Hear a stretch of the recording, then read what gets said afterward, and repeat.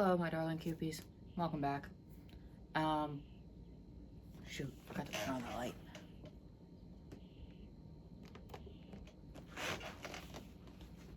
Okay. So, this one is like loosely scripted, like there's a framework in my mind, but there's not like an actual written out script or anything like that.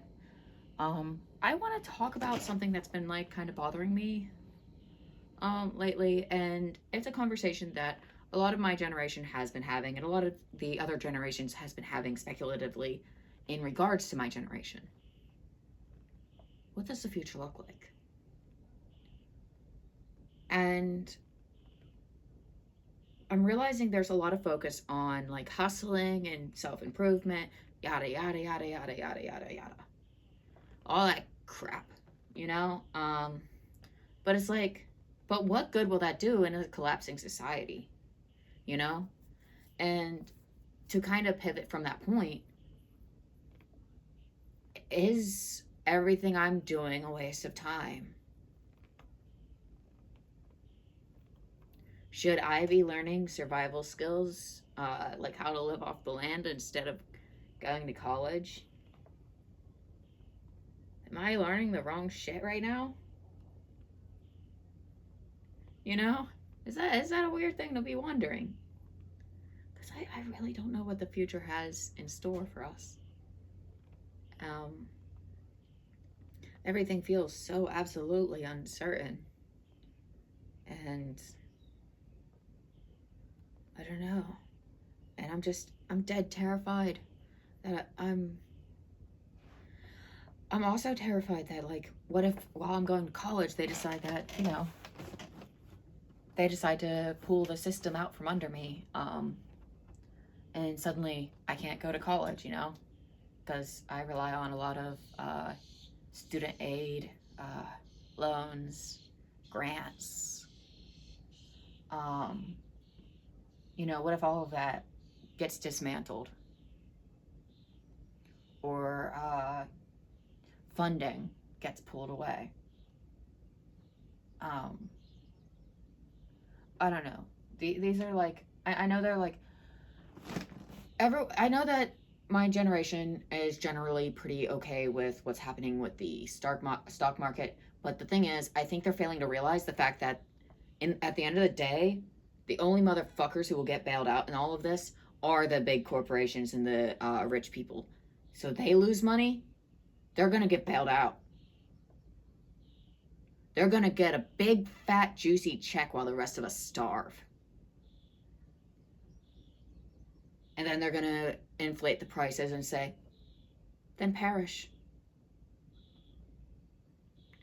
I think that's the part that, like, nobody gets. It's like, yeah, no, the system should crash and burn.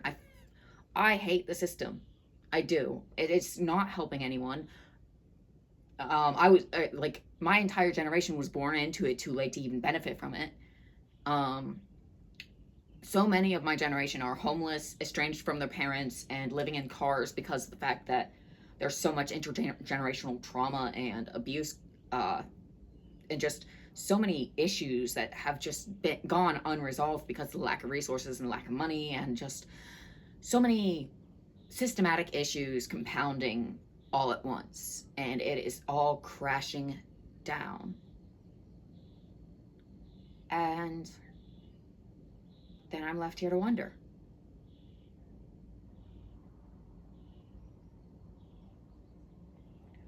what good does any of it do if it's all crumbling?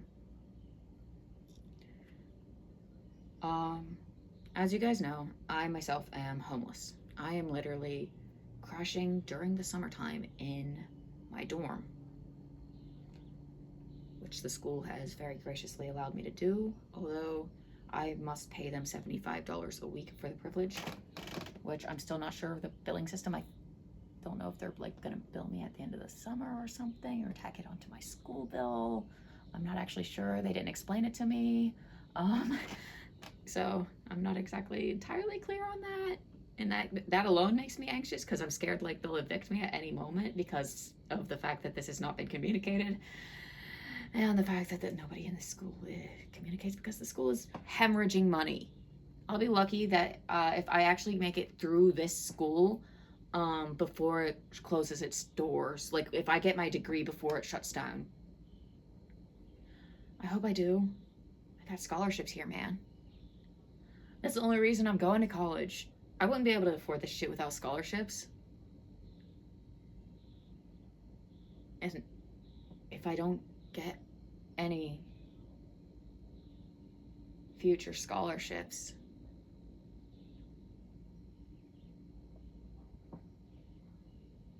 should this place close down at the next place, then I have a partial education that I can do fuck all with. I've done nothing but wasted a grand amount of time. Grand. Shit, I forgot to make an important phone call. Oh well, I gotta make an important phone call. I'll do it tomorrow. I meant to do it today. I meant to do it yesterday, in fact.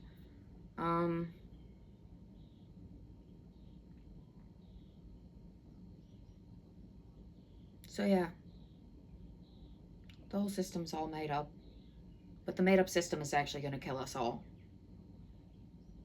So yeah, let it crash and burn, let it rot. Just know, we're all gonna crash and burn and rot with it. So, if we can embrace that and be okay with it, then by all means. I know I'm okay with it. At least then it fucking ends. And maybe that's just bleak. Maybe that's very...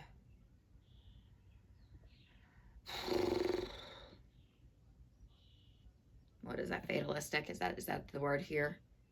I'm not even sure anymore. But, yeah. So, let it rot. Let it collapse. Let it all crash and burn. But if we're going to let it do that, we have to be okay with the fact that it will take us with it. Unless we start to rebuild something new in its place. We have to build a new system in its place. And as long as the powers in power remain as they are, there will be no rebuilding any such system. And we will all be royally fucked. So, if you're capable of actually experiencing any level of joy from life, enjoy it while there's things to enjoy, I guess. Enjoy today, because tomorrow's not promised. Natural disasters won't fucking stop. Killing our planet, and it's just getting worse and worse. It's killing us in return. I'm beginning to think that humans are the true invasive species, and Mother Nature is trying her best to try to put us in check, to balance us out, because we became too powerful. We don't have any predators to kill us. I don't know. Not naturally, anyway. Not in the world that we have created, anyway. Maybe in the old world. We've become too powerful and too destructive.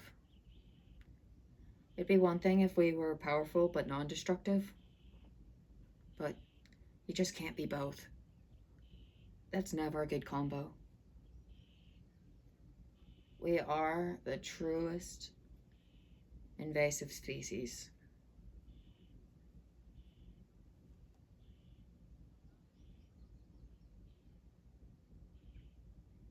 But yeah.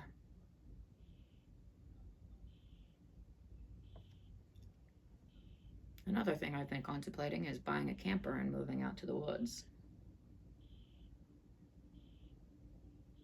There are parts that are considered uninhabitable by most white people.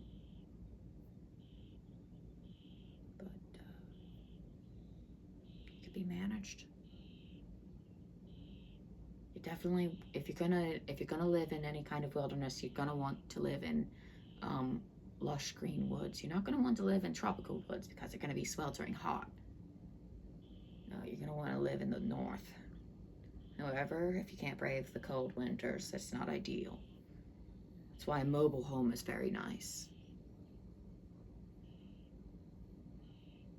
I'm not gonna lie, I've been rewatching Breaking Bad lately, and I was like sitting there watching, and I'm just like, how dare they waste this perfectly good mobile home, turning it into a meth lab? How dare they? I would have happily lived in that thing. How stupid is that? But yeah.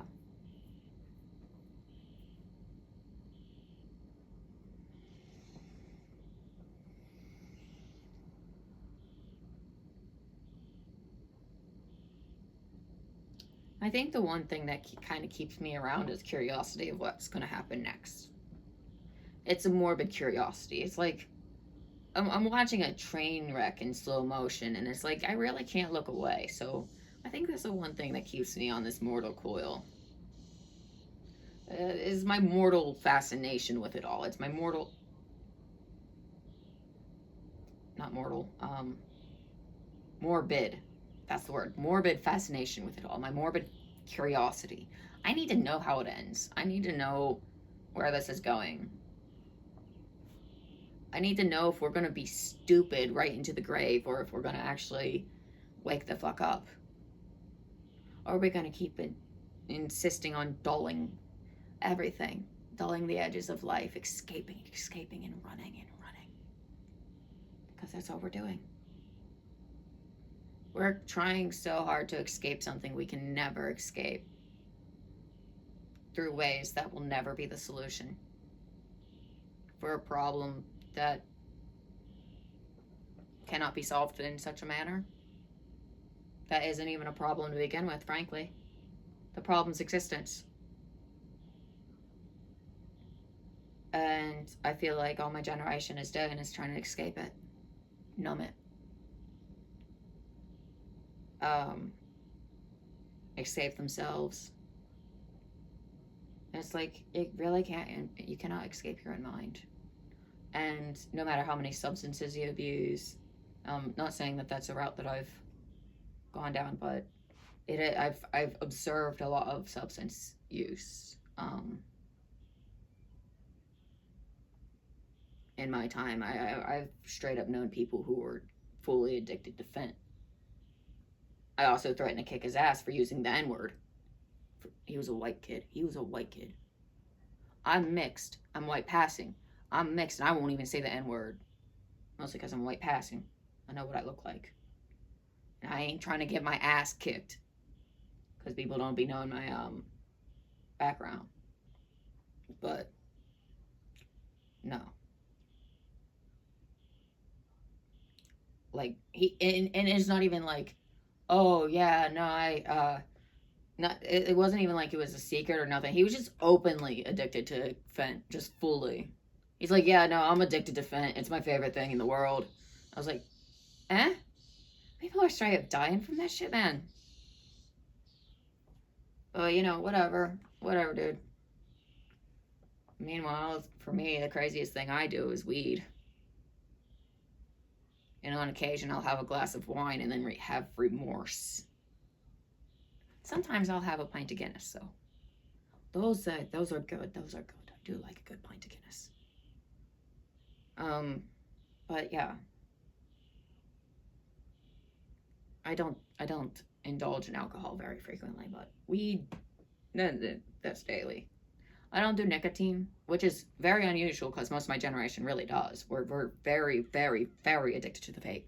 And that actually makes me want to pivot into my next topic of conversation, but that'll be for the next video. And that's where I'm going to be talking about how the vape has absolutely killed our chance at ever letting go of the nicotine addiction.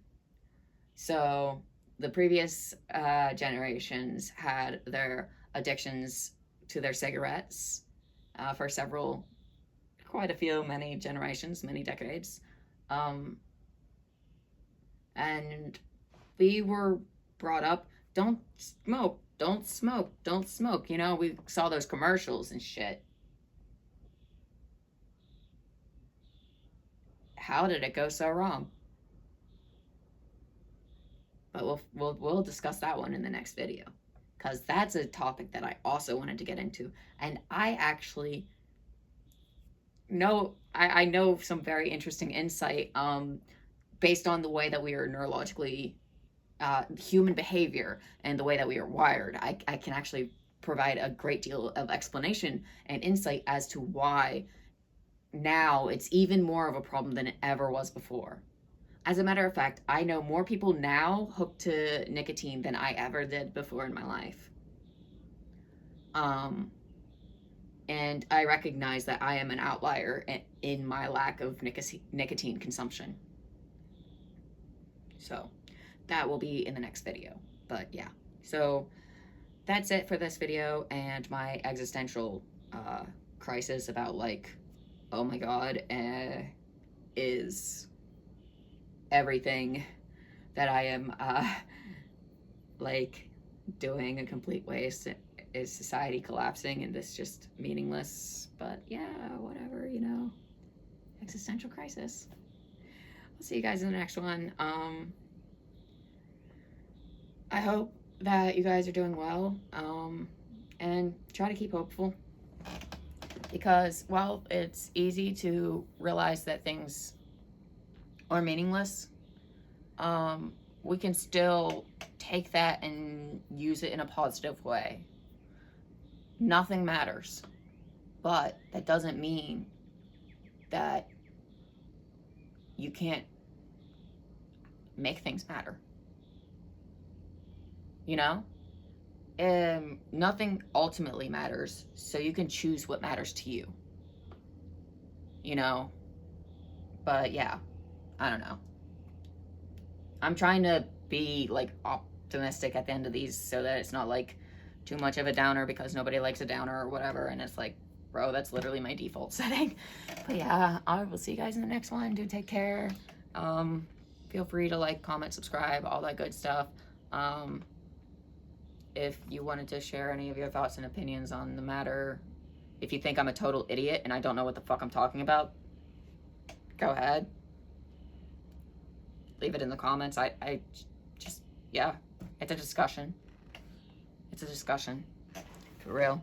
But see you guys in the next one. Bye.